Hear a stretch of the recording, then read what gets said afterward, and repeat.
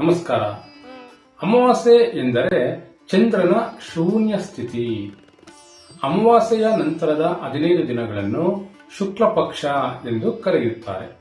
ಶೂನ್ಯದಲ್ಲಿರುವ ಚಂದ್ರನು ಅಮಾವಾಸ್ಯೆ ನಂತರದ 15 ದಿನಗಳಲ್ಲಿ ವೃದ್ಧಿಯಾಗುತ್ತಾ ಹೋಗುವುದರಿಂದ ಅಭಿವೃದ್ಧಿಯನ್ನು ಸೂಚಿಸುತ್ತದೆ. ಯಾವುದಾದರೂ ಅಭಿವೃದ್ಧಿಯಾಗುವಂತಹ ಕೆಲಸಗಳನ್ನು ಶುಕ್ಲ ಪಕ್ಷದಂದು ಮಾಡುವುದು ಶ್ರೇಷ್ಠವಾಗಿರುತ್ತದೆ.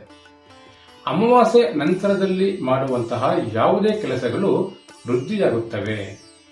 ಗಿಡವನ್ನು ಬೆಳೆಸಲು, ಕೂದಲನ್ನು ಬೆಳೆಸಲು, ಔಷಧವನ್ನು ತೆಗೆದುಕೊಳ್ಳಲು, ಕೃಷಿಯಲ್ಲಿ ಬೀಜ ಬಿತ್ತನೆ ಮಾಡಲು, ವಿದ್ಯಾಭ್ಯಾಸವನ್ನು ಪ್ರಾರಂಭಿಸಲು, ಹೊಸ ವಾಹನವನ್ನು ಖರೀದಿಸಲು, ಯಾವುದಾದರೂ ಹೊಸ ವಿಚಾರಗಳನ್ನು ಕಲಿಯಲು, ಮಂತ್ರ ಯಂತ್ರಗಳನ್ನು ಬರೆಯಲು, ಮದುವೆ ಮುಹೂರ್ತಗಳನ್ನು ನಿಗದಿಪಡಿಸಲು, ನಾಮಕರಣ ಮಾಡಲು, ಯಾವುದೇ ಅಭಿವೃದ್ಧಿಯಾಗುವಂತಹ ಕೆಲಸಗಳನ್ನು ಮಾಡಲು ಶುಕ್ಲ ಪಕ್ಷ ಅತ್ಯುತ್ತಮವಾಗಿರುತ್ತದೆ.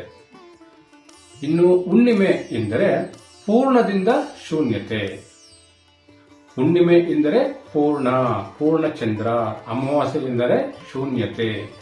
ಹುಣ್ಣಿಮೆ ನಂತರದ 15 ದಿನಗಳನ್ನು ಕೃಷ್ಣ ಪಕ್ಷ ಎಂದು ಕರೆಯುತ್ತಾರೆ.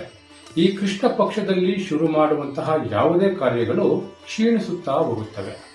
ವಿದ್ಯಾಭ್ಯಾಸದಲ್ಲಿ ಅಡಚಣೆಯಾಗುವುದು, ಕಾರ್ಯಾರಂಭಗಳಲ್ಲಿ ಅಡಚಣೆ, ವೃತ್ತಿಯಲ್ಲಿ ಅಡಚಣೆ, ಮಾಡುವ ಯಾವುದೇ ಕಾರ್ಯಗಳಲ್ಲಿ ಕಡಿಮೆ ಯಶಸ್ಸು ಮುಂತಾದವು ಕೃಷ್ಣ ಪಕ್ಷದಲ್ಲಿನ ಪ್ರಾರಂಭದಿಂದ ಉಂಟಾಗುತ್ತದೆ.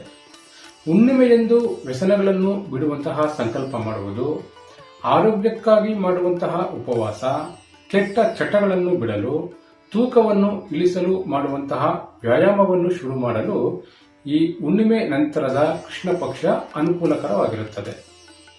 ತ್ಯಜಿಸಬೇಕು, ಕಡಿಮೆ ಮಾಡಿಕೊಳ್ಳಬೇಕು ಎನ್ನುವಂತಹ ಯಾವುದೇ ಕಾರ್ಯಗಳನ್ನು ಹುಣ್ಣಿಮೆಯೆಂದು ಶುರು ಮಾಡುವುದು ಒಳ್ಳೆಯದು. ಹೆಚ್ಚಿನ ಜ್ಯೋತಿಷ ವಿಚಾರಗಳಿಗೆ master of astrology YouTube channel ಅನ್ನು ಬೆಂಬಲಿಸಿ. ಧನ್ಯವಾದಗಳು.